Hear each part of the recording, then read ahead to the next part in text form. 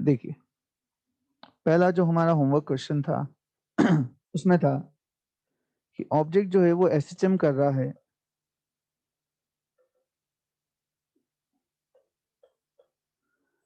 And initially at extreme position.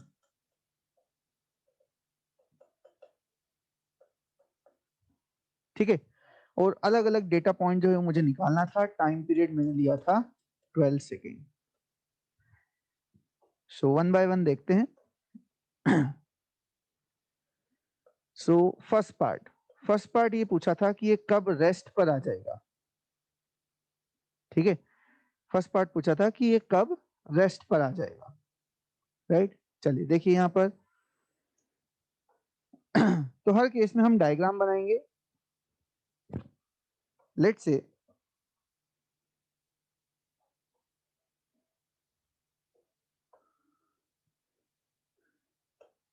सो ये 0, ये ए, ये माइनस है।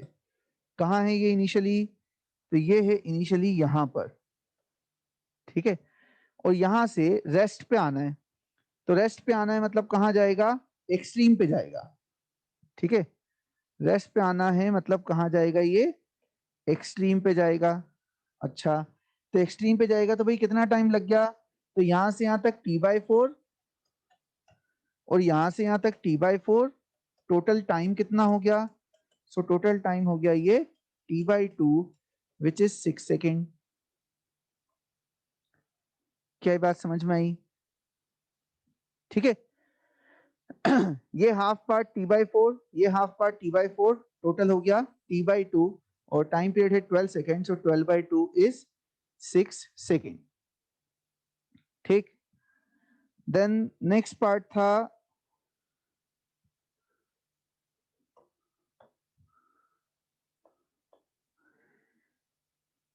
नेक्स्ट पार्ट था, अच्छा ये पहला पार्ट था रेस्ट। ठीक है, नेक्स्ट पार्ट है ये कब मीन पोजीशन पे आएगा। ठीक है, ये कब मीन पोजीशन पे आएगा।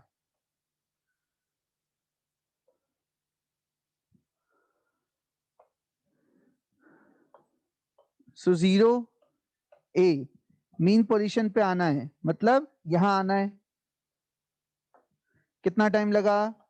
t/4, सो 12/4 3 सेकेंड।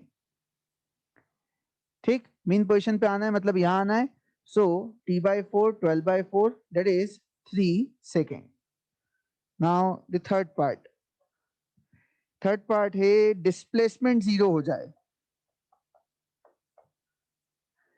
डिस्प्लेसमेंट 0 हो जाए। अच्छा, अब डिस्प्लेसमेंट 0 का मतलब क्या होता है? डिस्प्लेसमेंट 0 का मतलब होता है it come backs to initial position. Displacement 0 मतलब it comes back to initial position. अच्छा, अब ये डिस्प्लेसमेंट फ्रॉम मीन पोजीशन नहीं है ना। किसी का आंसर आया 3 सेकेंड, तो ये मीन पोजीशन पे नहीं पहुंचेगा। राइट, उसके लिए लैंग्वेज क्या लिखी होती है? Displacement from mean position is 0, है ना। तो यहाँ पे सिंपली क्या बोला है? डिस्प्लेसमेंट 0 हो जाए। तो डिस्प्लेसमेंट 0 हो जाए मतलब फिर से इनिशियल पोजीशन पे आ जाए।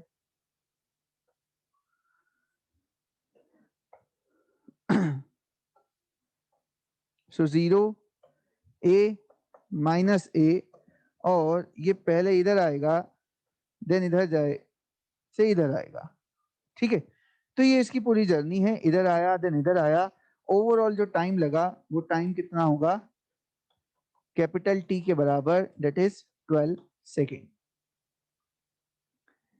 क्लियर है ये पार्ट सभी को? Now the fourth one is when speed is half the maximum. Fourth one is when speed is half the maximum.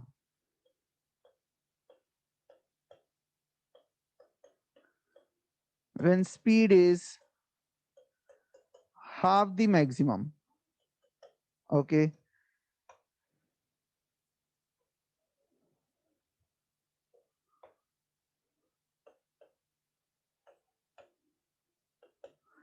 So speed half the maximum हो जाए। ठीक है, तो अगर स्पीड में हाफ का फैक्टर है तो एक्स में कितने का फैक्टर आता है? √3/2 का। क्या ये बात समझ में आती है ना? कि अगर स्पीड में हाफ का फैक्टर है तो एक्स में कितने का फैक्टर आता है? √3/2 का। अच्छा, तो ये कहाँ आ जाए? ये आ जाए a √3/2 पे। कहाँ आ जाए ये? a √3/2 पे। अच्छा, किधर से किधर आ रहा है? ये आ रहा है इधर से इधर, है ना? ये आ रहा है इधर से इधर। तो जरा एंगल देखिए आप, एंगल ये कितना होता है? 90 डिग्री, और ये कितना होता है? 60। तो 90 से 60 कितने का गैप हुआ? है ना? और इनफैक्ट ये एक्चुअली एंगल 60 नहीं है, 60 तो ऊपर है, ये आ जाएगा एक्चुअली 120 पे। तो भाई ये गैप कितने का हुआ? ये गैप हुआ 30 डिग्री का। कितने का गैप हुआ ये? 30 डिग्री का। तो जो हमने एक टाइम वाला डायग्राम बनाया था, वहां से भी आता है कि जो टाइम है ये कितना होगा? t/12, which is 1 second. क्या ये समझ में आया कि स्पीड जो है वो हाफ द मैक्सिमम हो जाए, मतलब जो पोजीशन है वो √3/2 टाइम्स हो गई होगी फ्रॉम मीन पोजीशन, और ये आ रहा है एक्सट्रीम से, तो एक्सट्रीम से √3/2 आने में जो टाइम लगेगा वो t/12 होगा। ठीक है, एक्चुअली इसे 120 ही लिखना चाहिए, है ना? एक्चुअली आप इसे 120 ही लिखेंगे, ये एक्चुअली 60 पे नहीं आ रहा है, 60 तो इधर है, ये 30 और इधर आया तो ये 120 पे आ जाएगा। ठीक है, तो अगर हम इसका फेज बोलेंगे तो phase is actually 120 not 60, right? क्योंकि यहां से चलना स्टार्ट हुआ 60 90 और अब 30 और इंक्रीज हुआ है। ठीक है, now the next part,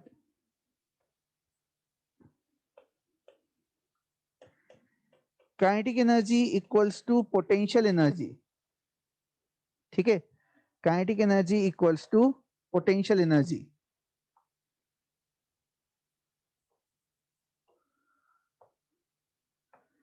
so zero a, kinetic energy potential energy कहां इक्वल होती है? a/√2 पे। सो a से a/√2 का टाइम कितना होगा? ये t/8। कितना होगा? t/8। सो 12/8, 3/2 सेकेंड। समझ में आया क्या?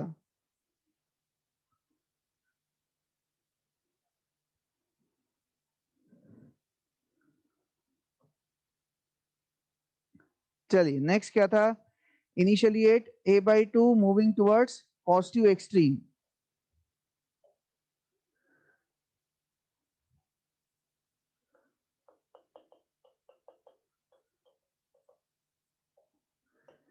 Initially at x equals to a/2 moving towards positive extreme.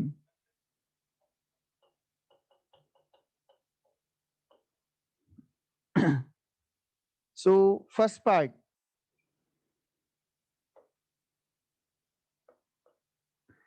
कहाँ आ जाइए? रेस्ट पर आ जाए।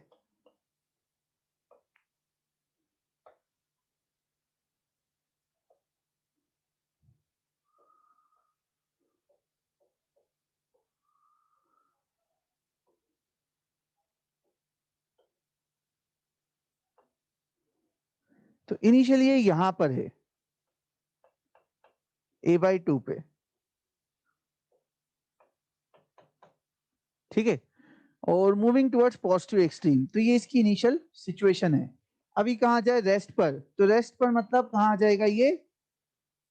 रेस्ट में मतलब ये आ जाएगा यहां पर। ठीक है, तो मुझे निकालना है यहां से यहां तक का टाइम। कितना होगा ये टाइम? तो ये टाइम होगा t/12 प्लस t/12। कितना होगा ये time? t/12 plus t/12, right? है ना? हमारी जो लिस्ट थी उस हिसाब से ये कितना आता है? t/6, that is 2 second. देखिए,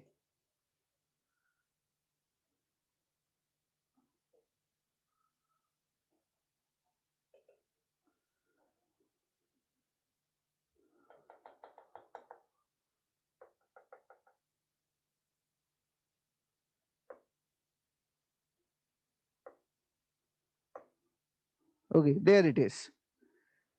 ठीक है, तो ये कहाँ जा रहा है, a/2 से a पे जा रहा है, राइट। सो 30 से 90 पे जा रहा है, सो t/12 प्लस t/12 आ रहा है समझ में। So it will B t/6। तो t/12 plus t/12, t/6, the answer is 2 second. Now second part, ये आ जाए मीन पोजीशन पे, ये आ जाए मीन पोजीशन पे, क्या आंसर,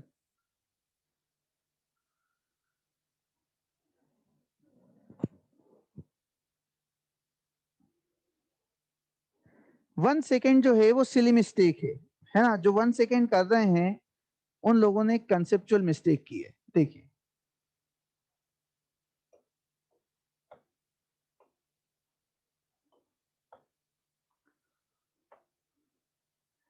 ये है a/2 पे, राइट, और जा किधर रहा है, इधर जा रहा है। तो मीन पोजीशन पे ये इधर से नहीं आ सकता, ये पहले इधर जाएगा देन इधर आएगा। क्या बात समझ में आई, ये मीन पोजीशन पे डायरेक्टली नहीं आ सकता, जो इसका रूट है उस रूट को फॉलो करते हुए आएगा। पहले ये यहां से इधर जा रहा था ऑलरेडी, तो पहले उधर जाएगा फिर इधर आएगा, तो इतना इसे कवर करना है। So this is t/12 plus t/12 which is t/6, और ये है t/4। तो जो ओवरऑल टाइम लग रहा है, ओवरऑल टाइम वो है t/6 plus t/4। t/6 is 2 second and t/4 is 3 second. So overall time is 5 second. क्या है समझ में आया, overall time is 5 second.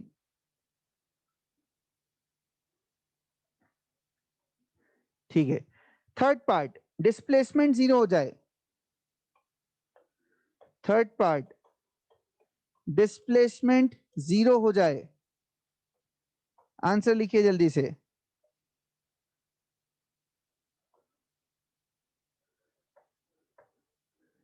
Displacement 0 हो जाए, क्या आंसर, 12 सेकेंड। 12 सेकेंड पर भी डिस्प्लेसमेंट 0 होगा। मैंने बार बार बोला था we are talking about the first time, कि पहली बार डिस्प्लेसमेंट 0 हो जाए। तो देखिए ये यहां गया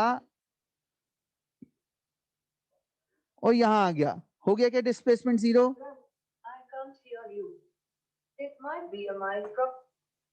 हाँ जी, ये यहां से यहां गया, इधर आया, इधर आ गया, ये डिस्प्लेसमेंट 0 हो गया।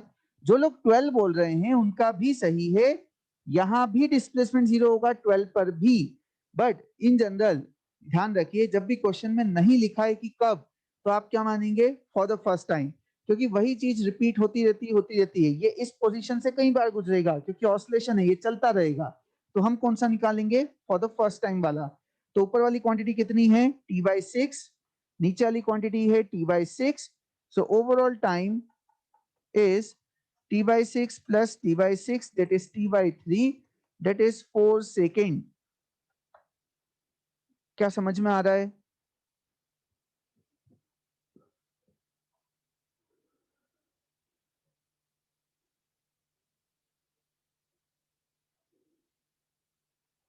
चलिए नेक्स्ट पार्ट का आंसर क्या है,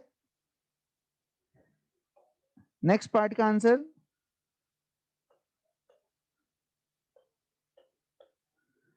when speed is half the maximum, क्या आंसर है, 1 second। Very good, very good.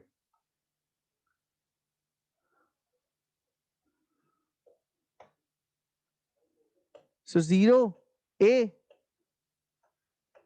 Already ये a/2 पर है, और वही जो हमने लास्ट टाइम बोला था कि स्पीड में अगर हाफ का फैक्टर है तो x में √3/2 का फैक्टर आता है। ये हमारी टेबल है, तो ये कहाँ आ जाए, ये आ जाए a√3/2 पे।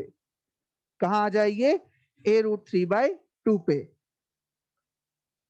बस दैट्स इट, क्योंकि जहां a√3/2 है वहां स्पीड हाफ द मैक्सिमम होगी, है ना, जो भी v0 होता है मैक्सिमम उसका हाफ होगी। So this time is actually t/12 which is 1 second। Clear, now next one, अगले पार्ट का क्या आंसर है बताइए? Half second, very good. चलिए तो आप लोग मतलब सीख चुके हैं, very nice. So kinetic energy is equals to potential energy.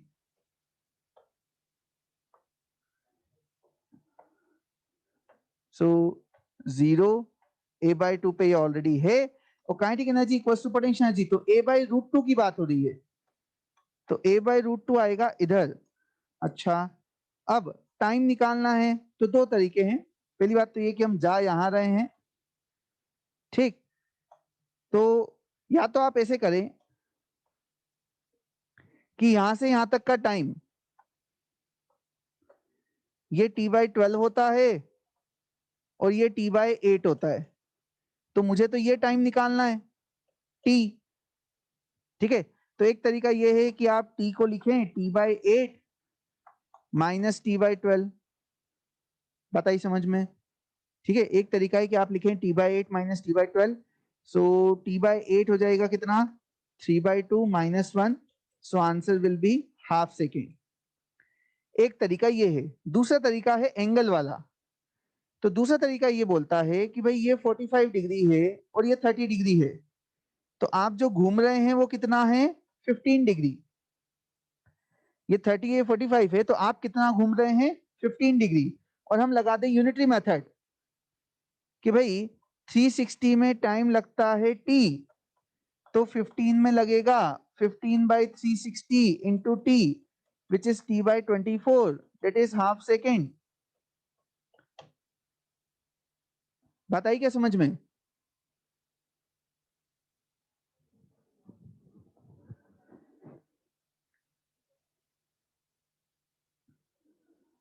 ठीक है,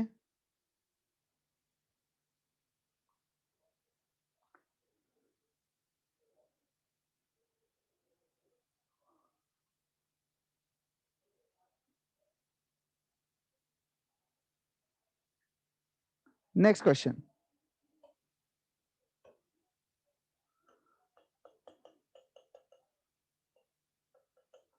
Initially at x equals to a/2, moving towards, या तो हम बोल सकते हैं मूविंग टुवर्ड्स मीन पोजीशन, या हम बोल सकते हैं मूविंग टुवर्ड्स नेगेटिव एक्सट्रीम। ना भाई पहला पार्ट कि कब रेस्ट पर आएगा,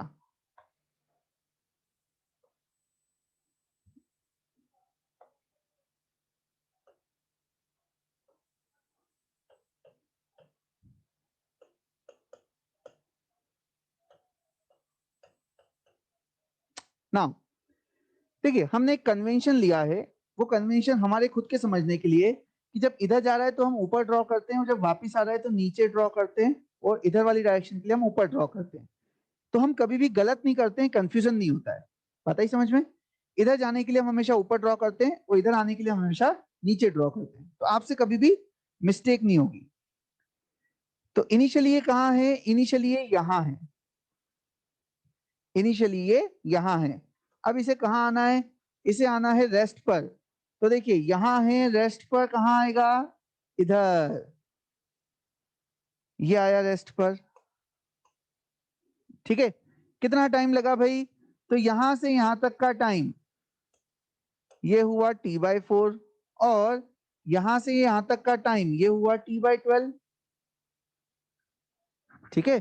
यहां से यहां तक t/4 और यहां से यहां तक t/12, तो जो ओवरऑल मुझे टाइम चाहिए date is t/4 plus t/12, तो ये टाइम आया 3 + 1 4 second. Clear? Now second part है कि ये आ जाए मीन पोजीशन पे।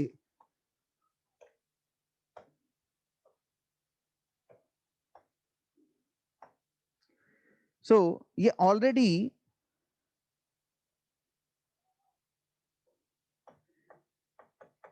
ये इधर आ रहा है और मीन पोजीशन पे, मतलब यहां से यहां तक का टाइम चाहिए, ठीक। तो मीन पोजीशन पे आने के लिए कितना टाइम लगा, t/12। So time is t/12, that is 1 second. Now third part,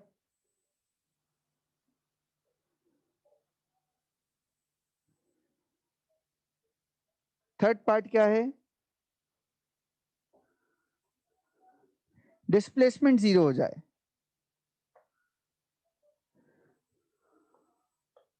है ना। Third is displacement is 0।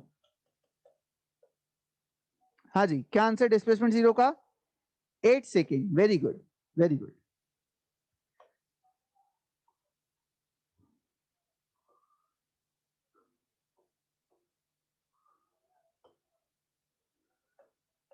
So 0 a/2, इधर ये जा रहा था, और डिस्प्लेसमेंट 0 हो जाए तो ये इधर गया एंड इधर आया, तो ये डिस्प्लेसमेंट इसका हो गया 0 इधर से इधर, ठीक। तो time interval t/12, t/4, t/4 and t/12, ठीक। तो जो टाइम लगा वो है t/12 plus t/4 plus t/4 plus t/12, तो ये ओवरऑल आएगा कितना, 8 second. Now the fourth one, when speed is half the maximum। चलिए बताइए इसका answer, speed is half the maximum, 3 second. Very good.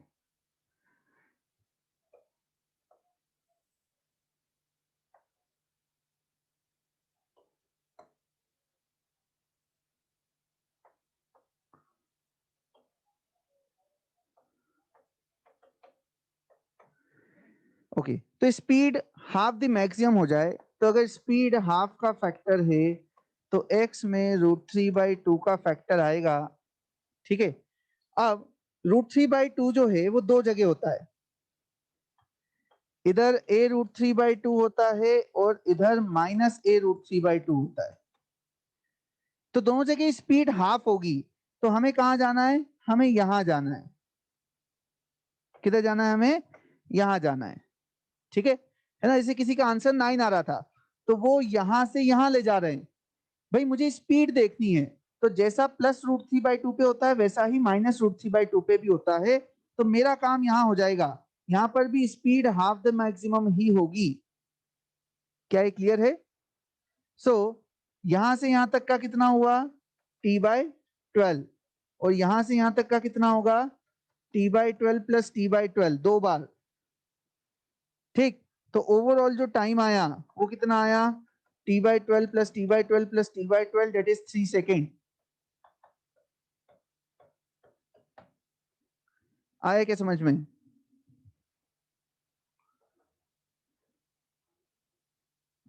क्या ये क्लियर है सभी को।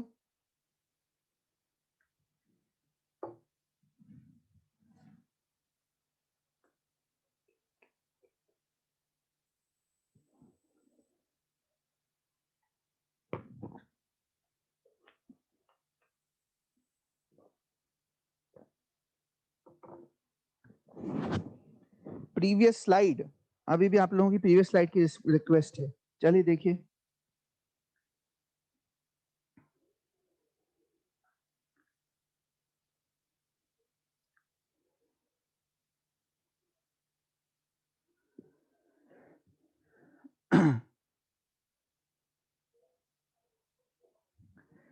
चलिए नेक्स्ट इज इसका fifth part, kinetic energy equals to potential energy.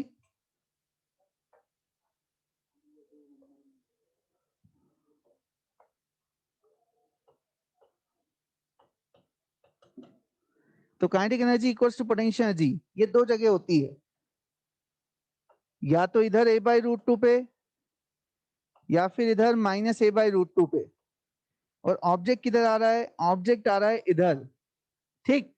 तो वहां पहुंचने में तो बहुत टाइम लगेगा, मतलब हमें लेना है ये, हमारा आंसर है ये, जिसमें से ये कितना है T/12 और ये कितना है, ये है T/8. So the answer is T/8 plus T/12, that is 3/2 plus 1, 5/2 या 2.5 सेकेंड। ठीक है, तो ये हमने 15 क्वेश्चन कर लिए है ना, हर क्वेश्चन में 5-5 पार्ट थे, 15 क्वेश्चन हमारे हो गए।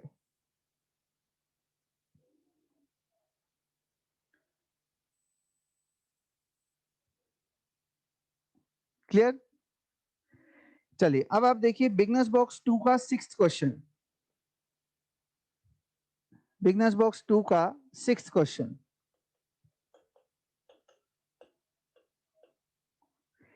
सो दे आर सेइंग कि एक ऑब्जेक्ट है, it is performing SHM with time period T, then time निकालना है व्हेन it completes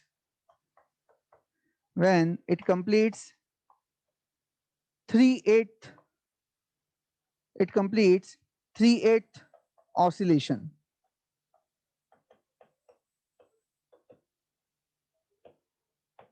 ठीक है, time when it completes 3/8 oscillation,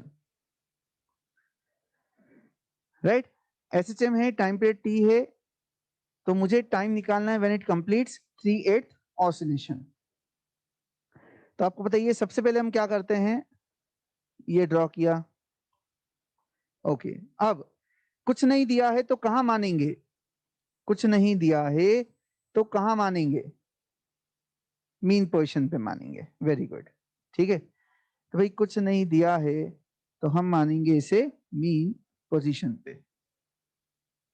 ठीक, अब 3/8 ऑसिलेशन का मतलब क्या होता है, तो व्हेनेवर दे से 3/8 ऑसिलेशन, तो भाई एक ऑसिलेशन में डिस्टेंस कितना होता है, डिस्टेंस इन वन ऑसिलेशन कितना होता है, ये बताया था लास्ट टाइम। एक ऑसिलेशन में डिस्टेंस कितना होता है, 4a, वेरी गुड, है ना, एक ऑसिलेशन में चलता है 4a। सो व्हेन आई से 3/8 ऑसिलेशन, व्हेन आई से 3/8 ऑसिलेशन मतलब कितना चल गया, ये 3/8 of 4a, that is 3/2a। क्या ये बात समझ में आई, 1.5a।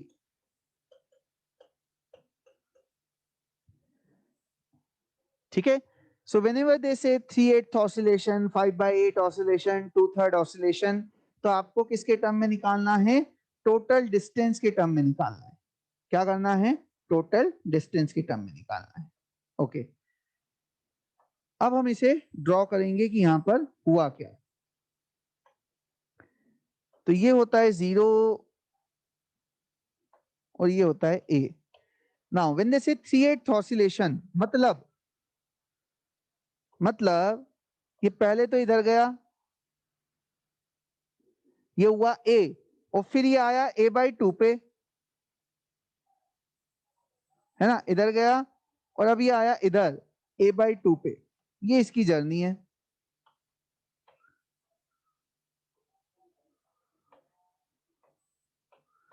This is a/2।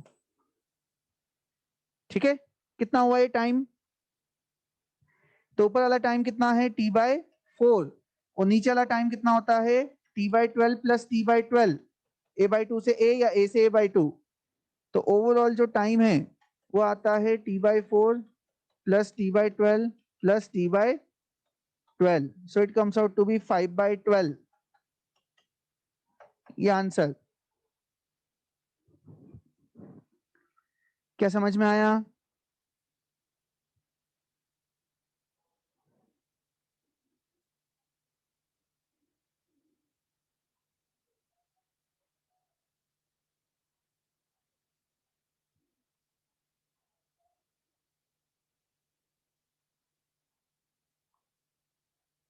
चलिए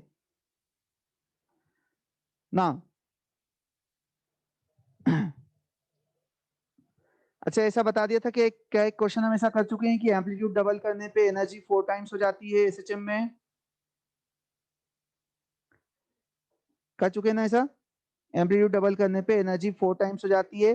और एक हम डिफरेंशिएशन वाला पार्ट भी कर चुके हैं, राइट, कि अगर पोटेंशियल एनर्जी 4x स्क्वायर दी हुई है तो कैसे हम उससे स्प्रिंग कांस्टेंट निकालते हैं एंड देन टाइम पीरियड निकालते हैं। हो गया ये भी, ठीक है, okay. So the next part is spring block system.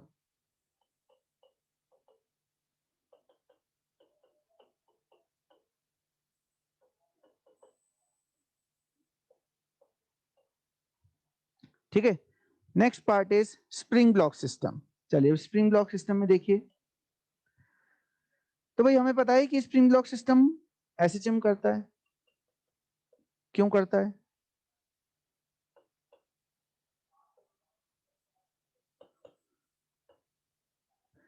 तो अभी ये है नेचुरल लेंथ, है ना। अब जैसे ही मैं इसे थोड़ा सा एक्सटेंड करता हूं, कि मैंने इसे डिस्प्लेस कर दिया इधर थोड़ा x, ये ब्लॉक आ गया इधर,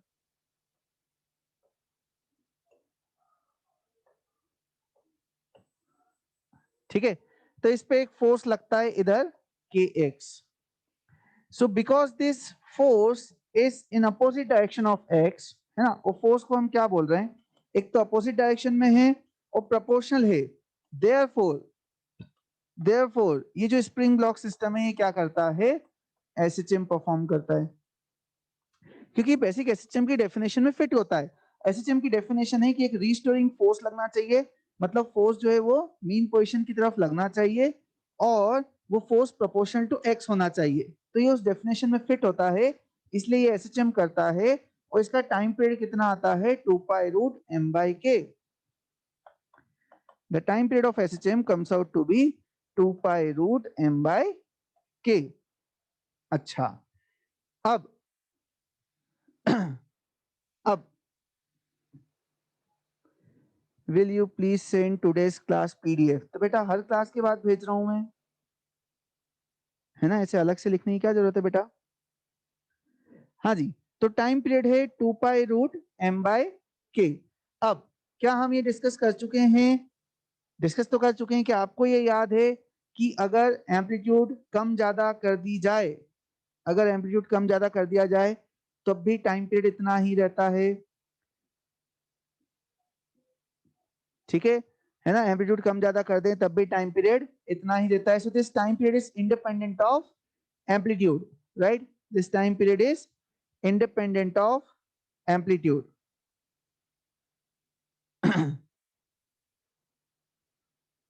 ओके, चलिए तो एक क्वेश्चन लिखिए, एक क्वेश्चन लिखिए,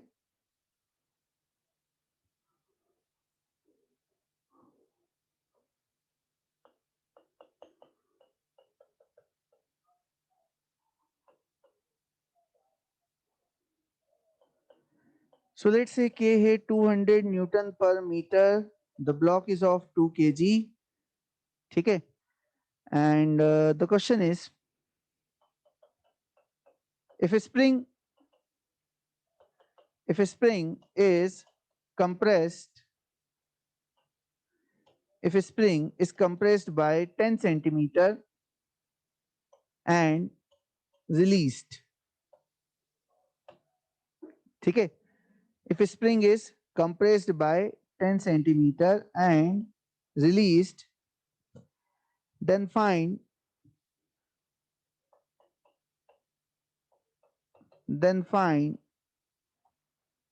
first part,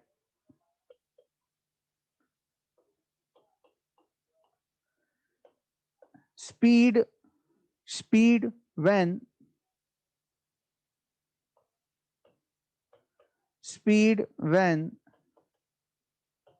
compression is 5 centimeter. Then find speed when compression is 5 centimeter. बताइए, speed when compression is 5 centimetre. अब कैसे अप्रोच किया जाए, तो अलग अलग मेथड है ना। फर्स्ट मेथड आप क्या लगा सकते हैं, कंजर्वेशन ऑफ मैकेनिकल एनर्जी लगा सकते हैं, ठीक है, आप कंजर्वेशन ऑफ मैकेनिकल एनर्जी लगा सकते हैं। और कंजर्वेशन ऑफ मैकेनिकल एनर्जी क्या बोलेगा कि यार इनिशियली स्प्रिंग में एनर्जी थी हाफ के 10 सेंटीमीटर का स्क्वायर, यूनिट का आप ध्यान रखेंगे, है ना। तो आप बोलेंगे कि यार पहले स्प्रिंग में एनर्जी थी हाफ के 10 सेंटीमीटर का स्क्वायर, काइनेटिक एनर्जी कुछ भी नहीं थी, और अब स्प्रिंग में 5 सेंटीमीटर का कंप्रेशन है, तो बची हुई एनर्जी गई काइनेटिक एनर्जी में हाफ mv स्क्वायर। ये अगर आपको लगता है कि ये वर्क एनर्जी पावर चैप्टर का है तो आप इस तरीके से कर सकते हैं, ठीक है। अगर आपको समझ में आता है कि नहीं मैं इसमें एसएचएम का कंसेप्ट लगाना चाहता हूं, तो आप इसमें एसएचएम का कंसेप्ट लगाइए। और एसएचएम का कंसेप्ट ये बोलता है कि सीधे सीधे आप इक्वेशन यूज करिए v equal to omega under root a square minus x square. अच्छा सर ओमेगा दिया है क्या? हाँ जी दिया है। ओमेगा की वैल्यू क्या होती है? Root k by M. Omega होता है रूट के बाय एम और under root a square minus x square. इसमें आप सीधे सीधे वैल्यू रख दीजिए, इससे भी आ जाएगा। मैं अभी हम एसएचएम पढ़ रहे हैं तो मैं इस तरीके से करवा रहा हूँ। So under root k by m, k की वैल्यू कितनी है 200, मास है 2, under root 10 square minus 5 square, ठीक।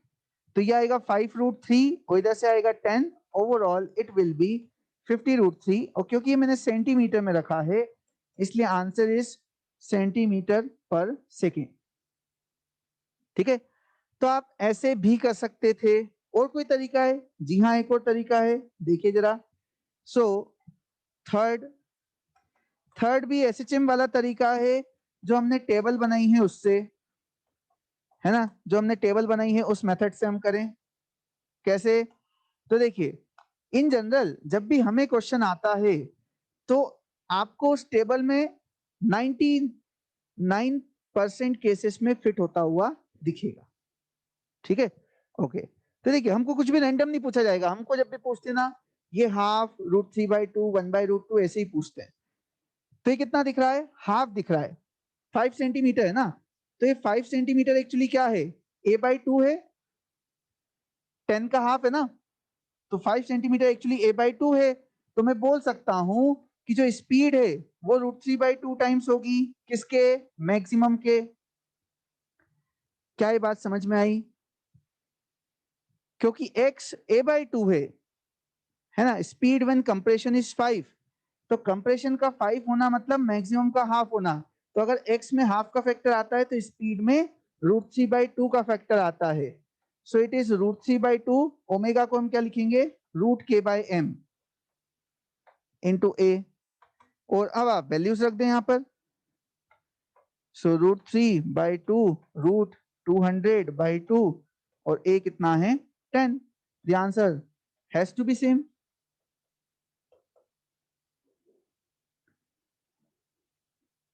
कैसे करते हैं that is up to you, you have all the methods with you. At least एक तो आपको क्लिक होनी ही चाहिए, right. This one if you think this is from work energy power, क्योंकि भाई एग्जाम में तो लिखा नहीं रहेगा ना कौन से चैप्टर से। इफ यू थिंक कि नहीं कंजर्वेशन ऑफ मैकेनिकल एनर्जी लगाना है तो ये, इफ यू थिंक कि नहीं मुझे एसएचएम का फॉर्मूला यूज करना है तो ये, एंड इफ यू थिंक यार एसएचएम का है और मुझे टेबल वाला वो मेथड यूज करना है तो ये तरीका है। क्या ये क्लियर है?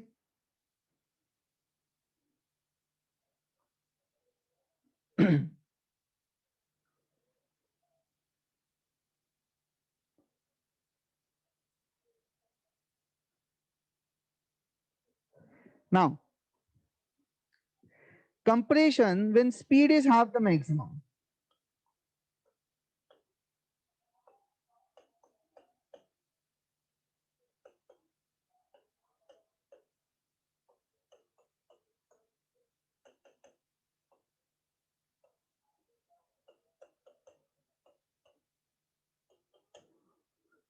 Compression when speed is half the maximum. चलिए तो कैसे करें? अच्छा कोई इमीडिएटली आंसर दे पा रहा है क्या? अरे वाह 5√3, वेरी गुड वेरी गुड। चलिए तो फर्स्ट मेथड है कि हम फॉर्मूले से करें। अच्छा तो फॉर्मूला क्या बोलता है?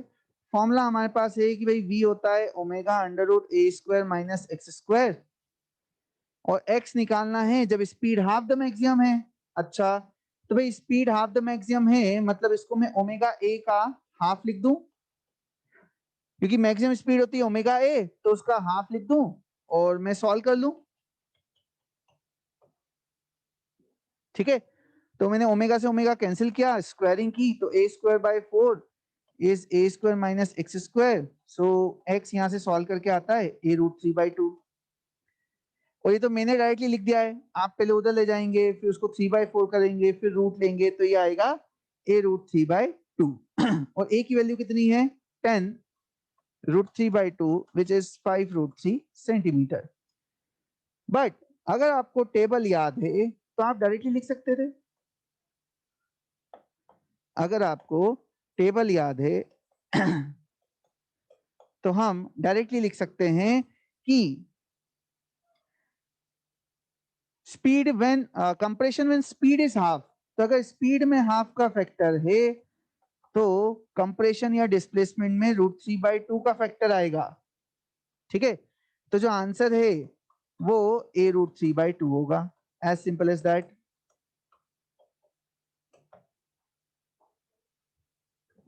क्या ये समझ में आया?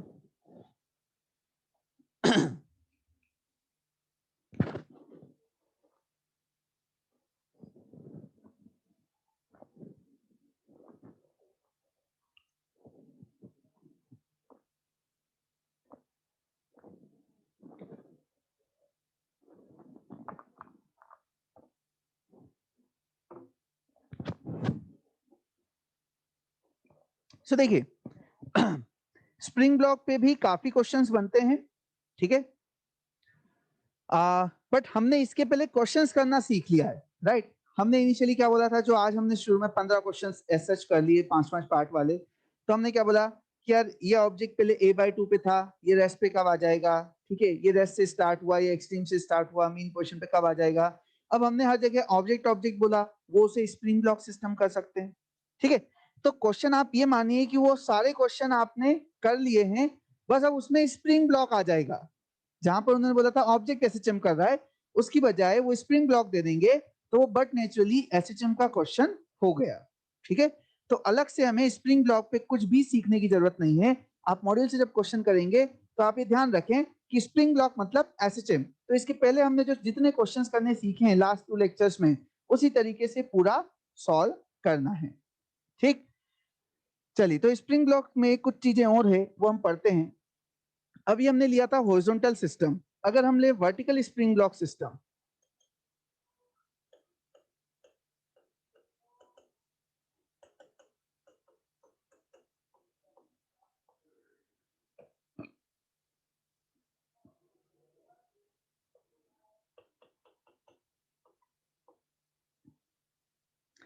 तो ये स्प्रिंग है नेचुरल लेंथ में, है ना? ये जो पोजीशन है ये नेचुरल लेंथ की पोजीशन है। नाउ मैंने इससे हैंग किया एक ब्लॉक,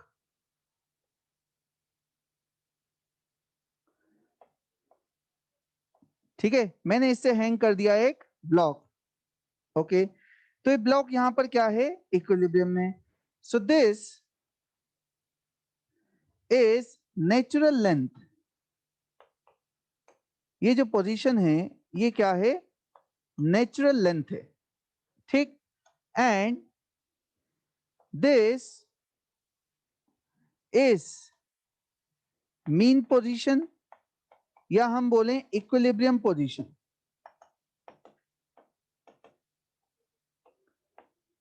क्या बात समझ में आई? है ना, ये नेचुरल लेंथ है स्प्रिंग की, और जो नीचे वाला है वो क्या है, मीन पोजीशन। मीन पोजीशन पे स्प्रिंग ऑलरेडी एक्सटेंडेड है, मीन पोजीशन वाले केस में स्प्रिंग ऑलरेडी एक्सटेंडेड है। ये there is some extension, how much, x0। और अगर यहाँ एफबीडी देखेंगे आप, तो एफबीडी देखिए के x0, और इधर क्या लग रहा है, mg। ठीक है, सो वी से kx0 is equals to mg, and therefore x0 is mg by k. This is extension in equilibrium.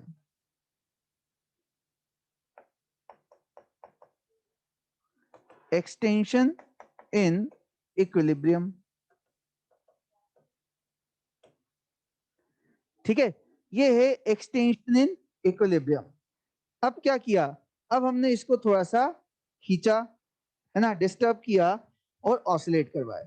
अब ये ऑसिलेट नहीं कर रहा है, अब ये रेस्ट पर है। ये स्प्रिंग थी, मैंने यहाँ पे एक ब्लॉक लटका रखा है, ये रेस्ट पर है।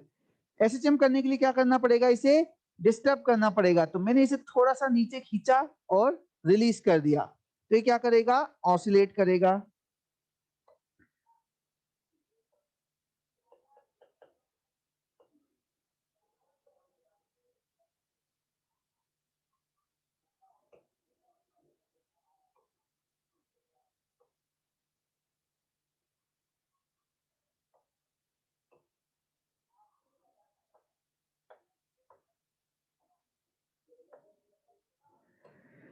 So let's say it further extends by y. ठीक है, जो भी इसकी मीन पोजीशन थी वहां से मैंने इसे डिस्प्लेस किया, और जो डिस्प्लेसमेंट है y, तो समझिए x क्या है, x है एक्सटेंशन इन इक्विलिब्रियम, y क्या है, y है डिस्प्लेसमेंट फ्रॉम मीन पोजीशन, है ना, y is displacement from mean position. ठीक है, y is displacement from mean position, और इस पे एक्चुअली जो फोर्स लगेगा वो कितना लगेगा, kx, where x is this, ये x है। तो x क्या है, x है एक्सटेंशन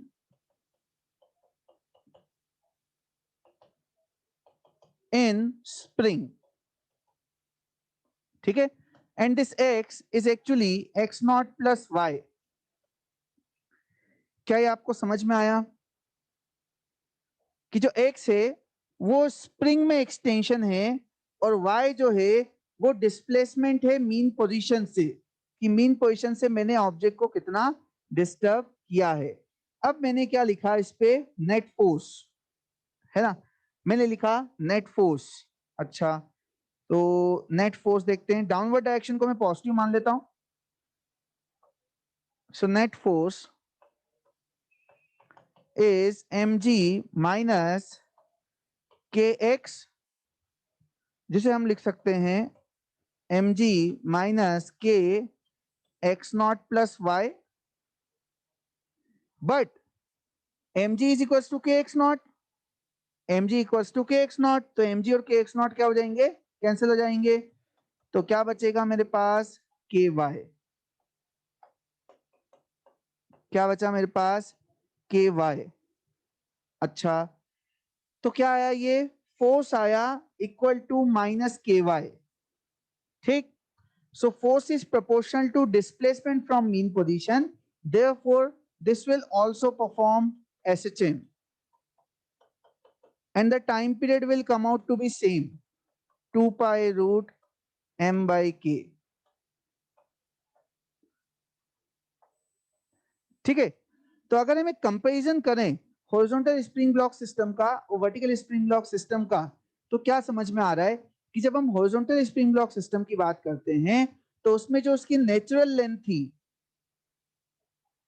इसमें जो इसकी नेचुरल लेंथ थी यही मीन पोजीशन थी, ये नेचुरल लेंथ थी और यही मीन पोजीशन भी थी, नेचुरल लेंथ थी, यही इक्विलिब्रियम भी था। लेकिन जब हम वर्टिकल स्प्रिंग ब्लॉक सिस्टम पे आए तो नेचुरल लेंथ अलग चीज है और मीन पोजीशन अलग चीज है। तो नेचुरल लेंथ ही मीन पोजीशन हो ऐसा बिल्कुल भी जरूरी नहीं है स्प्रिंग ब्लॉक सिस्टम में। बात आई समझ में, नेचुरल लेंथ मतलब क्या, जब स्प्रिंग में कोई एक्सटेंशन नहीं है। मीन पोजीशन मतलब क्या, जब इक्विलिब्रियम है, नेट फोर्स जीरो है। क्या ये दोनों चीजें अलग अलग समझ में आ रही है। नेचुरल लेंथ मतलब जब स्प्रिंग में कोई एक्सटेंशन नहीं है, और मीन पोजीशन मतलब इक्विलिब्रियम, नेट फोर्स जीरो, दोनों का सेम होना जरूरी नहीं है। ठीक है, but as long as this is a spring block system, it will oscillate, as long as this is a spring block system, it will oscillate with same time period 2 pi root m by k। ठीक है, तो mean position से हमने extra displacement दिया y, तो ये extra force generate हुआ and this extra force is the restoring force. Note कीजिए।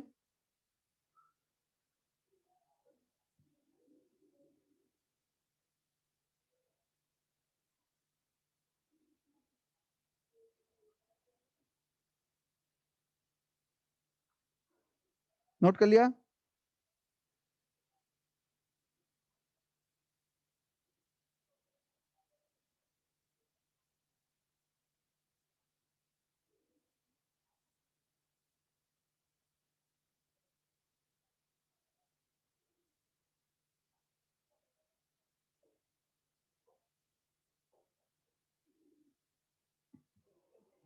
सो स्प्रिंग ब्लॉक सिस्टम में हर केस में time period 2 pi root m by k ही आता है। ठीक है, तो कोई सा भी केस लें, time period will be 2 pi root m by k. जैसे मैंने लिया हॉरिजॉन्टल,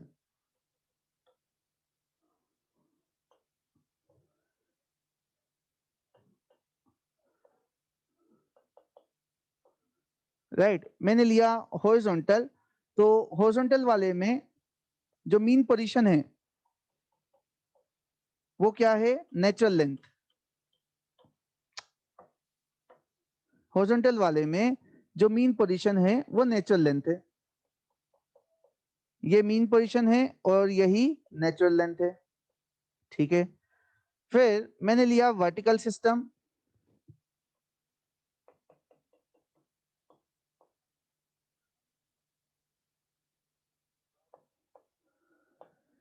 सो वर्टिकल सिस्टम में नेचुरल लेंथ कहीं यहां होती है और मीन पोजीशन यहां होती है। ठीक है, ये होता है x not, this is natural length and this is mean position. ठीक है, सो मीन पोजीशन वाले केस में ये क्या है, एक्सटेंडेड, और यहां पे जो आता है एक्सटेंशन इन मीन पोजीशन वो कितना आता है, mg अपॉन k। ठीक, देन ये तो आप स्प्रिंग से लटके हुए थे, लेट से आप स्प्रिंग पे बैठ गए, है ना, जैसे कोई सोफा है तो वो भी एक स्प्रिंग ब्लॉक सिस्टम की तरह है, ये आप उस पर बैठ गए। ट्रैम्पोलिन है वो एक स्प्रिंग ब्लॉक सिस्टम जैसा आप मान सकते हैं। तो इसमें पहले स्प्रिंग यहां थी और ब्लॉक रखने से ये थोड़ी दब गई, है ना, पहले स्प्रिंग यहां थी। So this is natural length and this is mean position, ये ब्लॉक रखने से दब गई। तो अब यहां पर क्या है, compression. So we say there is compression, there is compression in mean position and that compression is again given by mg by k। आती बात समझ में? now let's say मैंने एक इंक्लाइन प्लेन लिया,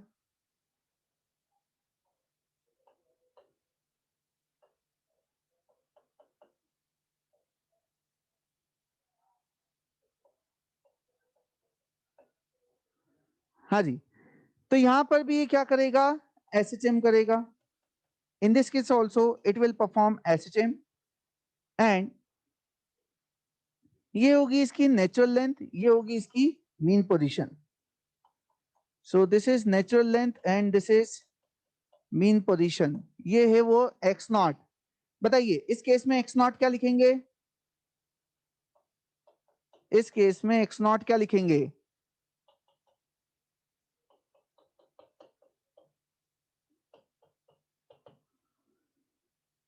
M g sine theta by k. Very good, अब एक sine component आएगा, so m g sine theta by के।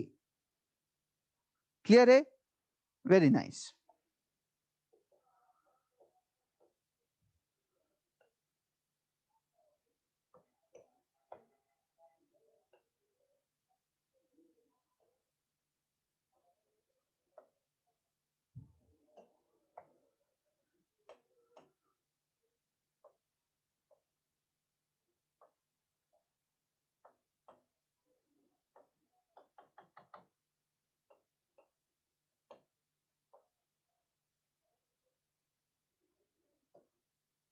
सो ये नेचुरल लेंथ थी और ये मीन पोजीशन है।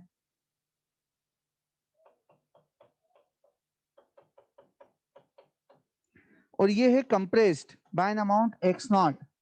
सो there is compression,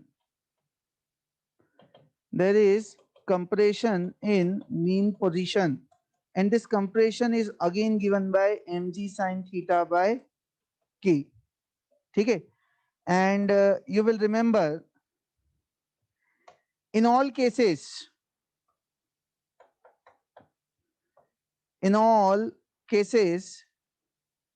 time period is 2 pi root m by k.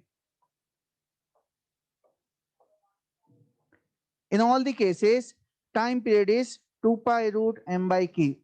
ठीक है, तो ये जो अलग अलग ओरिएंटेशन हमने लिए हैं स्प्रिंग ब्लॉक सिस्टम के, इनके कारण क्या हो रहा है, मीन पोजीशन में या तो नेचुरल लेंथ है या एक्सटेंशन है या कंप्रेशन है या एक्सटेंशन है या कंप्रेशन है। तो ये ओरिएंटेशन डिसाइड करेगा कि मीन पोजीशन वाली सिचुएशन में ऑब्जेक्ट एक्सटेंशन में रहेगा या कंप्रेशन में। ठीक है, but at the end time period will be 2 pi root m by k independent of the orientation. कोई भी orientation आप रखें, time period will be 2 pi root m by k. ठीक,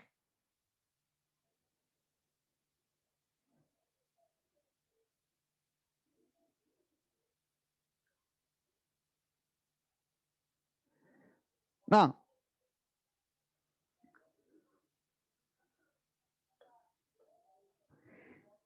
अगर लिफ्ट वाले केसेस हों कि जो पूरा सिस्टम है वो एक्सेलरेट कर रहा है,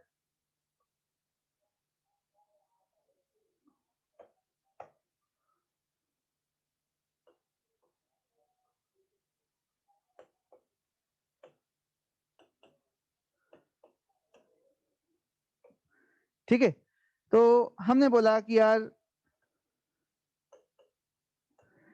कांस्टेंट वेलोसिटी जा रहा है ना, एक्सेलरेशन जो है वो 0 है। ठीक है, या हम बोलते हैं कि जो वेलोसिटी है वो कांस्टेंट है। ठीक, या हम बोलते हैं कि एक्सेलरेशन जो है वो अपवर्ड है, या हम बोलते हैं एक्सेलरेशन डाउनवर्ड है। ठीक है, या हम बोलते हैं कि एक्सेलरेशन डाउनवर्ड है इक्वल टू जी, राइट। इसे हम क्या बोलते हैं, इसे हम बोलते हैं फ्री फॉल। या सैटेलाइट में हम ये एक्सपेरिमेंट कर रहे हैं। ठीक, या हम बोलते हैं कि if we go to some other planet, we say that we go to some other planet. अच्छा, तो दूसरे प्लेनेट पे जाने से क्या होता है, ये जी की वैल्यू जो होती है ये चेंज होती है ना। दूसरे प्लेनेट पे क्या हो जाता है, स्मॉल जी की वैल्यू चेंज हो जाती है। In any case time period is 2 pi root m by k। Time period सारी मोह माया से ऊपर है। ठीक है, it remains 2 pi root m by k। ये जो अलग अलग सिचुएशन है इससे क्या होगा, तो मीन पोजीशन में either there will be extension और कंप्रेशन। ठीक है, तो mean position will depend on the cases but the time period will not depend on the cases कि वहां ओरिएंटेशन क्या है या पूरा सिस्टम एक्सेलरेट कर रहा है। Then also the time period is 2 pi root m by k।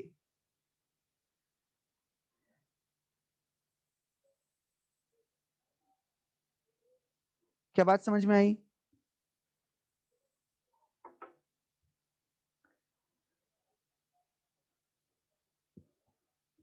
लिख लिया ये।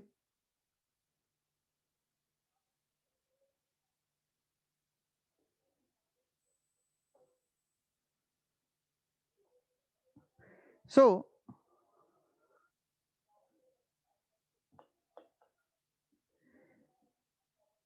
let's say I have a spring block system.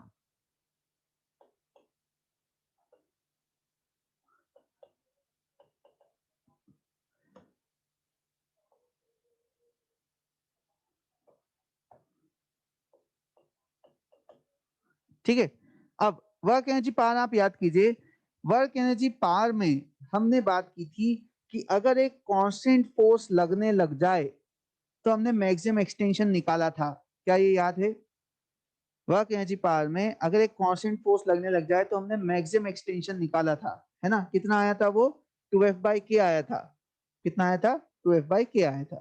ठीक है, अभी हम उस एक्सटेंशन पे नहीं जा रहे हैं, but the point I want to make is कि हमने तब भी बात की थी, दो टाइप से लैंग्वेज आती है। पहला होता है कि एक ऑब्जेक्ट जो है उस पे मैंने एफ फोर्स लगाया, एक्सटेंशन बताइए, है ना? पहली लैंग्वेज क्या हुई? मैंने फोर्स लगाया, जैसे मैं न्यूमेरिकल ले लेता हूं कि मैंने एक 100 न्यूटन का फोर्स लगाया, मुझे एक्सटेंशन बताइए, तो मैं क्या मानूंगा? इक्विलिब्रियम मानूंगा, ठीक है। लेकिन मैंने बोला कि इनिशियली स्प्रिंग नेचुरल लेंथ में थी and I applied a constant force of 100 newton, then find maximum extension. पहले केस में क्या पूछा था? एक्सटेंशन बताइए। अब मैं क्या बोल रहा हूँ? मैक्सिमम एक्सटेंशन बताइए। तो आप सोचिए, अगर आपसे कोई मैक्सिमम बोल रहा है, मतलब वहां पर बहुत सारी पॉसिबिलिटी है। उसके पहले एक ही पूछा था, एक्सटेंशन बताइए, मतलब एक ही पॉसिबिलिटी थी, मतलब equilibrium was the only possibility. और जब ऐसा पूछ रहे हैं कि भाई मैक्सिमम बताइए, मतलब वहां पर ऑसिलेशन हो रहा है, तभी तो मैक्सिमम पूछा है ना। अगर एक ही पॉसिबिलिटी थी तो मैक्सिमम क्या और मिनिमम क्या? ठीक है, तो जब भी मैक्सिमम पूछते हैं तो वहीं से कंफर्म हो जाता है कि वहां पर क्या हो रहा है? ऑसिलेशन हो रहा है, ठीक है। So if a constant if a constant force is applied if a constant force is applied when spring was in natural length, if a constant force is applied when spring was in natural length, then क्या होगा? it will perform SHM, ठीक है, and the time period will be 2 pi root m by k, ठीक है। इसको आप compare करिए, किससे कंपेयर करिए? यहां से कंपेयर करिए, देखिए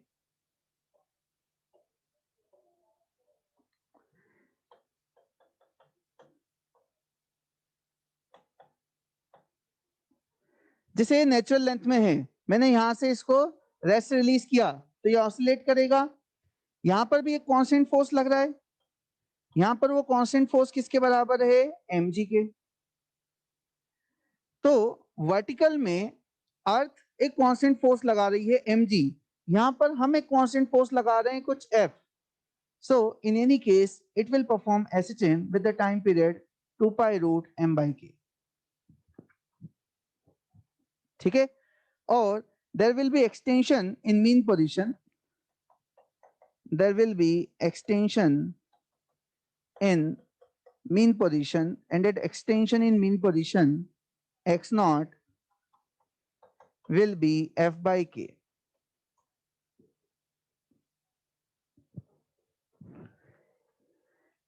क्या ये समझ में आया?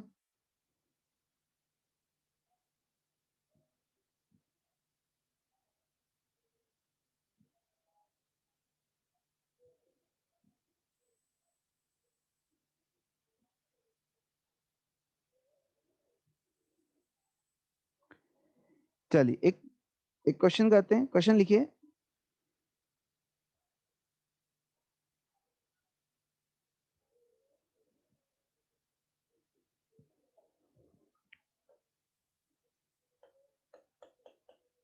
क्वेश्चन लिखिए।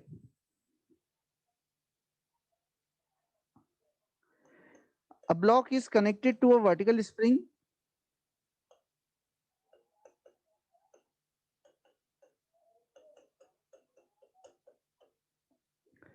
लिखिए, a block is connected to a vertical spring. A block is connected to a vertical spring and released from rest when spring was in natural length, and released from rest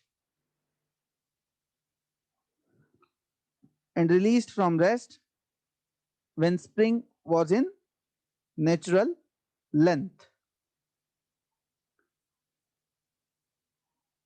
Released from rest when the spring was in natural length. Repeat करना है। A block is connected to a vertical spring. A block is connected to a vertical spring and released from rest when the spring was in natural length. And released from rest when the spring was in natural length. Then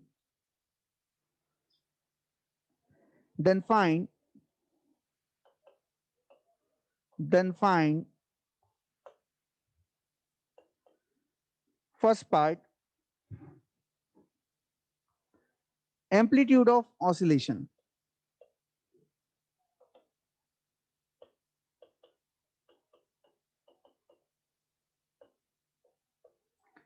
amplitude निकालना है, ठीक है। और दूसरा part है maximum extension निकालना है। पर सबसे पहले हम बात करेंगे किसकी? एम्पलीट्यूड की।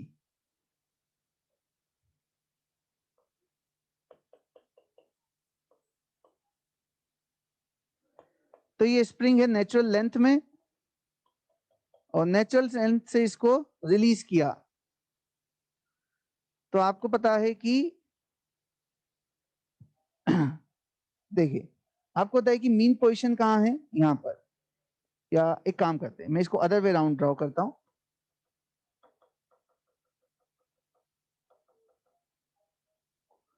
दूसरे तरीके से ड्रॉ करते हैं।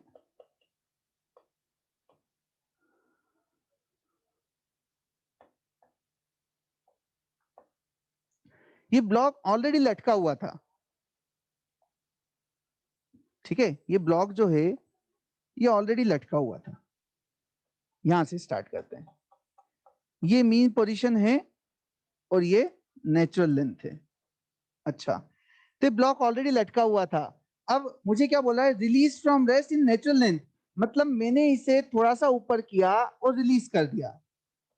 क्या समझ में आया? मैंने इसे थोड़ा सा ऊपर किया और रिलीज कर दिया। बताइए समझ में? ये ऐसा था इक्विलिब्रियम में, है ना। तो एसएचएम कब होगा? जब मैं डिस्टर्ब करूंगा। ये इसकी स्टेबल इक्विलिब्रियम वाली पोजीशन है। तो मैंने इसे इधर डिस्टर्ब किया और रिलीज कर दिया। एम्पलीट्यूड मैंने आपको बताया था। एम्पलीट्यूड क्या होता है? तो मैंने स्विंग से समझाया था कि भाई स्विंग है, जितना आप खींच के छोड़ देते हैं वो एम्पलीट्यूड होता है। आपको कभी भी डर नहीं होता है कि वो वापस आके आपको हिट करेगा, isn't it? आप एकदम सेफ एंड सिक्योर होते हैं कि भाई मैंने इतना खींचा। अब आपको कभी भी डर नहीं होता है कि यार वो वापस आएगा ना तो आपको हिट कर देगा। आप आराम से बिल्कुल वहां खड़े रहते हैं। आपको पता है बल्कि वापस आएगा तो थोड़ा सा दूर ही रहेगा, थोड़ी सी और गैप बढ़ जाएगी, क्योंकि वहां पर डिसिपेटिव फोर्सेस होते हैं, वो डैम्प्ड ऑसिलेशन होता है, उसमें एनर्जी कम होती है। तो रियल लाइफ में तो एम्पलीट्यूड थोड़ा सा कम होता जाता है, बट अगर आप एकदम आइडियल भी मान ले तो भी आप श्योर होते हैं कि भाई ये वापस तो नहीं आएगा, ठीक है। सो ये इसकी स्टेबल इक्विलिब्रियम है। एम्पलीट्यूड मतलब मीन पोजीशन से जितना डिस्प्लेस करके छोड़ देते हैं वो एम्पलीट्यूड होता है। क्या बात समझ में आ रही है? मीन पोजीशन से जितना छोड़ देते हैं वही एम्पलीट्यूड होता है। सो वी से amplitude is nothing but x not and that is mg by k। Is this clear?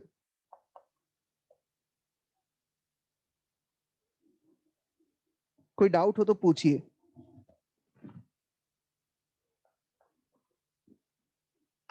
Clear है ये सभी को?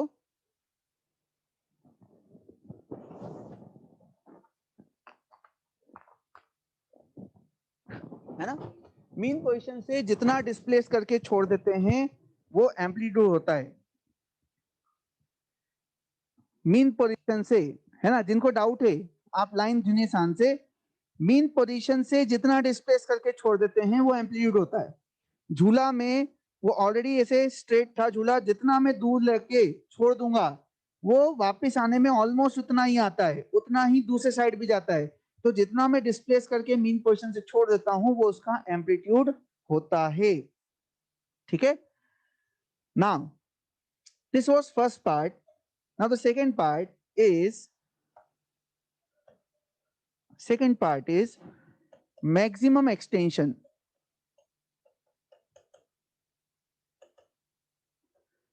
Second part is maximum extension. अब मैक्सिमम एक्सटेंशन में दो तरीके हैं। फर्स्ट मेथड है वर्क एनर्जी पावर से, है ना। फर्स्ट मेथड है वर्क एनर्जी पावर से या कंजर्वेशन ऑफ मैकेनिकल एनर्जी से, कि आपने नेचुरल लेंथ से रिलीज किया है तो ये किसी दूसरे साइड तक जाएगा। ठीक है, तो लेट्स से कि भाई जितना ये मीन पोजीशन है, तो जितना ये इधर जा रहा है उतना ही ये इधर भी जाएगा, तो इसके दो एक्सट्रीम होंगे। इसे अगर आप प्लस ए बोल रहे हैं तो ये माइनस ए है। ठीक है, ये आपका y इक्वल टू प्लस ए, ये है y इक्वल टू 0 और ये है y इक्वल टू माइनस ए। तो ये यहाँ इस रेंज में ऑसिलेट करेगा। तो भाई मीन पोजीशन से जितना इधर गया है उतना ही उधर भी जाएगा। कितना गया है, एक्स नॉट इधर गया है तो एक्स नॉट इधर भी जाएगा। तो जो मैक्सिमम एक्सटेंशन है एक्स एम, ये एक्चुअली कितना आता है 2x नॉट। ये तो एसएचएम वाले कंसेप्ट से हुआ। वर्क एनर्जी पावर से हम क्या बोलते हैं कि यार इसकी पोटेंशियल एनर्जी कम हुई, इसकी पोटेंशियल एनर्जी कम हुई, वर्क एनर्जी पावर बोलते हैं या कंजर्वेशन ऑफ मैकेनिकल एनर्जी बोलते हैं। इसकी पोटेंशियल एनर्जी कम हुई, कितनी, इतनी, कुछ ही एक्सटेंड हुआ एक्सएम, और ये पोटेंशियल एनर्जी कहां गई, स्प्रिंग में स्टोर हो गई। इसकी पोटेंशियल एनर्जी कम हुई ग्रेविटेशन वाली और वो स्प्रिंग में स्टोर हो गई। काइनेटिक एनर्जी यहाँ भी 0, यहाँ भी 0। तो यहां से सॉल्व करके एक्सएम कितना आता है 2mg/k। एक ये मेथड है, और दूसरा मेथड जो अभी मैंने जस्ट समझाया एक बार फिर रिपीट कर रहा हूं, the second method is of SHM. ठीक है, कि ये मीन पोजीशन है, मीन पोजीशन से ए इधर गया है तो ए इधर भी जाएगा। तो ये एक्सटेंशन एक्चुअली मुझे कितना दिख रहा है 2a दिख रहा है। ठीक है, ये जो एक्सटेंशन है ये मुझे कितना दिख रहा है 2a दिख रहा है। So this xm is actually like 2a। ये जो एक्सटेंशन है ये कितना है 2a। So this xm is actually 2x not, that is 2mg/k। क्या ये समझ में आया? xm है मैक्सिमम एक्सटेंशन, xm है मैक्सिमम एक्सटेंशन। आप अगर ये पूछ रहे हैं मतलब आपको डायग्राम शायद समझ में नहीं आया। ये xm, क्योंकि एक्सटेंशन हमेशा मीन पोजीशन से लिया जाता है। सो एक्सटेंशन है मीन पोजीशन से, सॉरी नेचुरल लेंथ से कितना एक्सटेंड हो गया, मैक्सिमम एक्सटेंशन।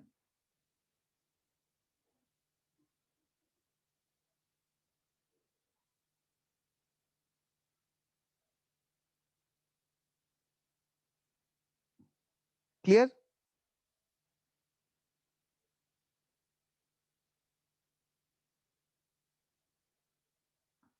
क्या बोल रहे हैं अक्षत? फर्स्ट मेथड तो बेटा कंजर्वेशन ऑफ मैकेनिकल एनर्जी, कि एक टाइप की एनर्जी दूसरे टाइप में कन्वर्ट होती है ना, मैकेनिकल एनर्जी कंजर्व रहती है। तो यहाँ इसके पास पोटेंशियल एनर्जी थी, नीचे आया पोटेंशियल एनर्जी कम हुई, कितनी mgh, कहाँ गई स्प्रिंग में, half kx²।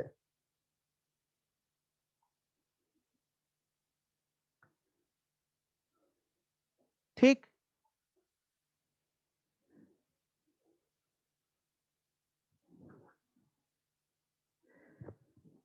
But natural length तक ही क्यों कंप्रेस किया, उससे ज्यादा भी तो कर सकते हैं। सही बात है, बट जो क्वेश्चन दिया है उस क्वेश्चन के हिसाब से किया है ना भैया। जो क्वेश्चन दिया है उसी क्वेश्चन के हिसाब से किया हुआ है। ठीक है प्रथमेश, चल नाउ नेक्स्ट आप लिखिए combination of springs.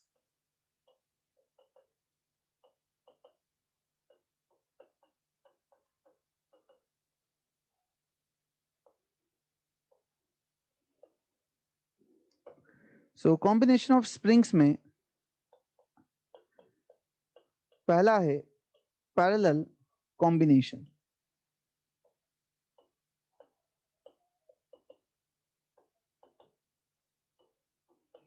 Parallel combination क्या होता है,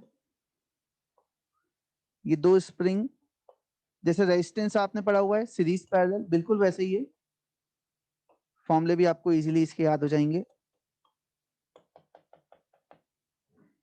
सो ये हुआ पैरेलल। पैरेलल में क्या होता है, पैरेलल में अगर आप इसे एक्सटेंड करते हैं,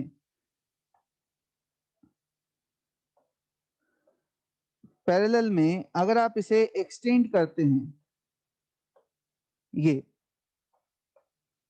एक्स, ठीक है।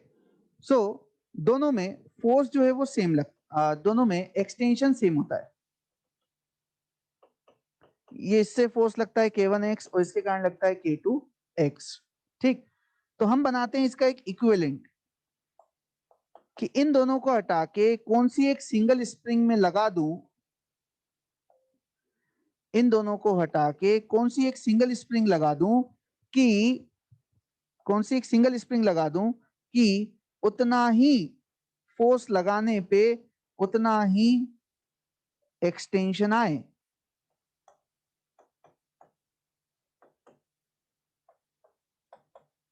ठीक है। सो पैरेलल कॉम्बिनेशन मतलब आप याद रखेंगे सेम डिफॉर्मेशन, है ना। डिफॉर्मेशन मतलब एक्सटेंशन और कंप्रेशन, ठीक। सो पैरेलल कॉम्बिनेशन मतलब सेम डिफॉर्मेशन। अच्छा, अब जरा इसका फॉर्मूला डिराइव कर लेते हैं। देखिए, तो हम बोल रहे हैं कि हमने जो फोर्स लगाया, राइट, तो यहां पर भी फोर्स हमने F लगाया था और यहां पर भी फोर्स हमने F लगाया। So we are saying F is K equivalent into X is K1x plus K2x, ठीक। जैसे जब आप रेजिस्टेंस आपने पढ़ा हुआ है 10th में, उसमें हम क्या बोलते थे कि यार इतने सारे रेजिस्टेंस लगे हुए हैं, इसको हटा के एक सिंगल रेजिस्टेंस लगा दो जो उसी बैटरी से उतना ही करंट ड्रॉ करे। इन सबको हटा के एक सिंगल रेजिस्टेंस लगा दो जो उसी बैटरी से उतना ही करंट ड्रॉ करे, तो वो इक्विवेलेंट। सो इन सारी स्प्रिंग को हटा के एक सिंगल लगा दो जो उतने ही फोर्स के कारण उतनी ही एक्सटेंड हो।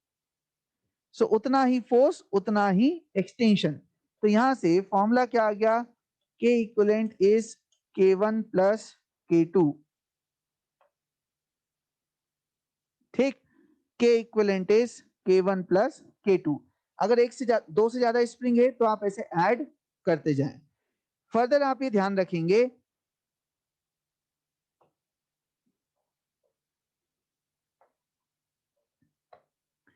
कि ये जो सिस्टम है,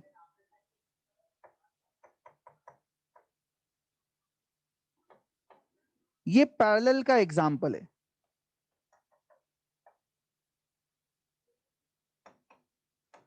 है ना। ये दिखते लाइन में है लेकिन ये लाइन में नहीं है, ये पैरेलल का एग्जाम्पल है।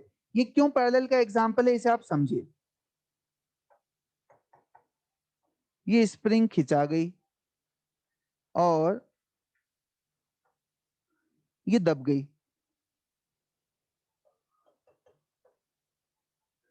ठीक है। तो जो ब्लॉक है इसको मैंने खसकाया कितने से, x से। अब देखिए ये स्प्रिंग खिंचाइए तो ये स्प्रिंग किधर फोर्स लगा रही है, ये स्प्रिंग इधर फोर्स लगा रही है। और ये स्प्रिंग दब गई तो ये भी किधर फोर्स लगा रही है, इधर। तो इसने फोर्स लगाया K1x, इसने फोर्स लगाया K2x। दोनों का इफेक्ट ऐड हो रहा है, K1x K2x जैसे यहाँ पे हो रहा था, ठीक है। सो लगा उधर दी है लेकिन है ये भी पैरेलल कॉम्बिनेशन। समझ में आई बात। ये भी क्या है, पैरेलल कॉम्बिनेशन। तो आप क्या ध्यान रखेंगे कि जो स्प्रिंग ब्लॉक सिस्टम होता है उसमें कॉम्बिनेशन में जो फॉर्मूले चलते हैं वो रेजिस्टेंस के उल्टे चलते हैं। क्या होता है, रेजिस्टेंस के उल्टे चलते हैं। ऐसा फॉर्मूला रेजिस्टेंस में कहां आता था, सीरीज में, लेकिन इसमें कहां आ रहा है, पैरेलल में, ठीक है। तो जो फॉर्मूले हैं वो रेजिस्टेंस के कॉम्बिनेशन के उल्टे चलेंगे। तो रेजिस्टेंस पैरेलल में, रेजिस्टेंस सीरीज में R1 प्लस R2 होता था, ये पैरेलल में K1 प्लस K2 होता है, ठीक। तो याद रखेंगे कि ये पैरेलल कॉम्बिनेशन है ना। This is an example of parallel combination. And the last part for today is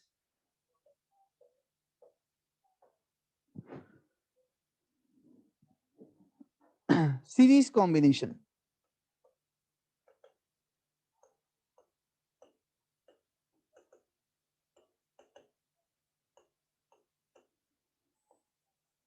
ठीक है, last for today is series combination. तो सीरीज मतलब क्या,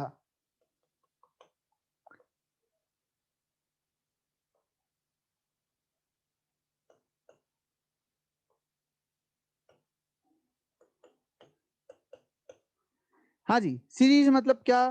तो सीरीज में जब आप इसे खींचेंगे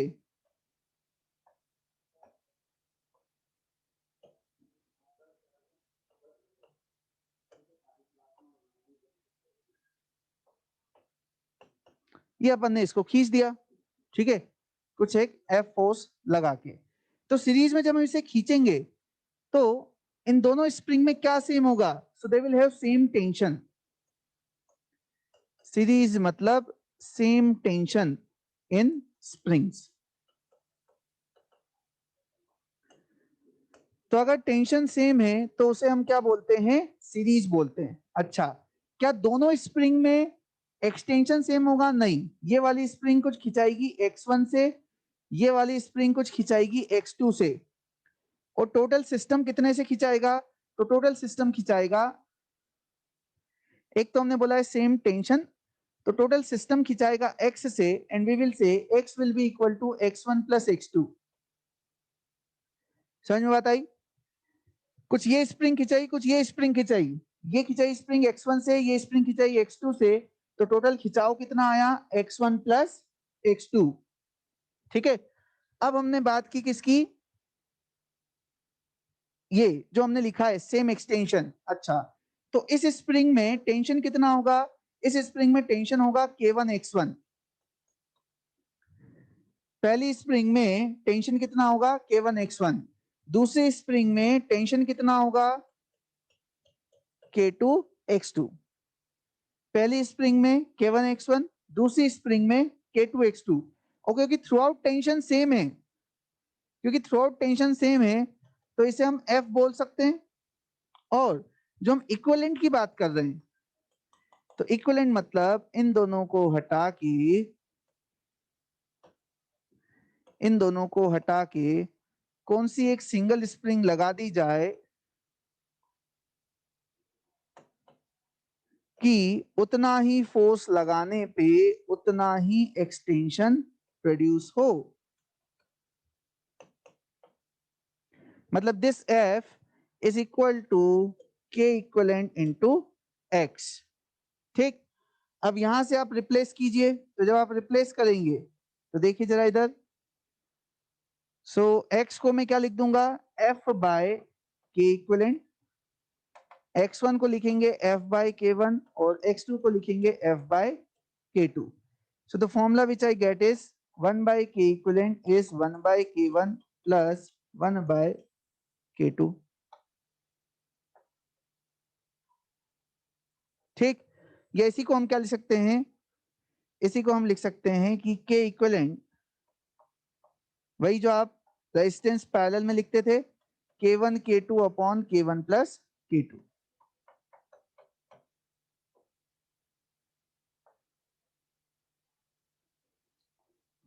ठीक है, तो सीरीज में फॉर्मूले वैसे आ रहे हैं जैसे रेजिस्टेंस में आते थे पैरेलल में।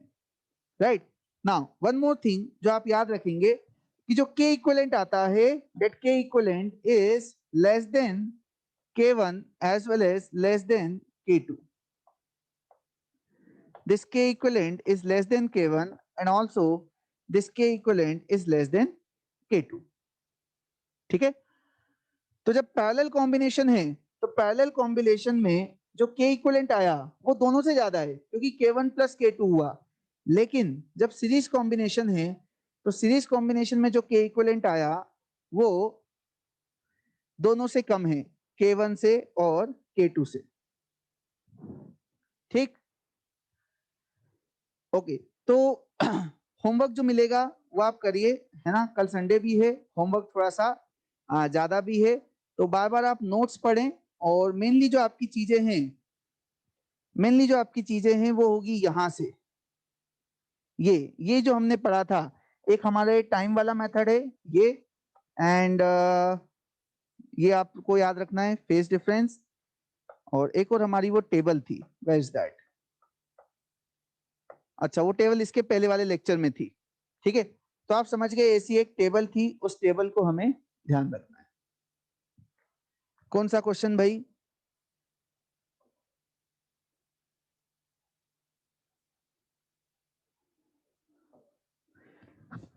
बिगनर्स बॉक्स वाला।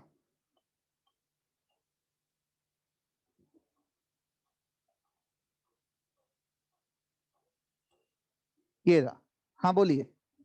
ठीक है, इसमें 3/8 ऑसिलेशन है, एक ऑसिलेशन में चलता है 4A, उसका 3/8 होता है 3/2 या 1.5 a, तो a प्लस 1.5 ये टाइम t/4 और ये t/12 प्लस t/12। ठीक, चलिए, थैंक यू।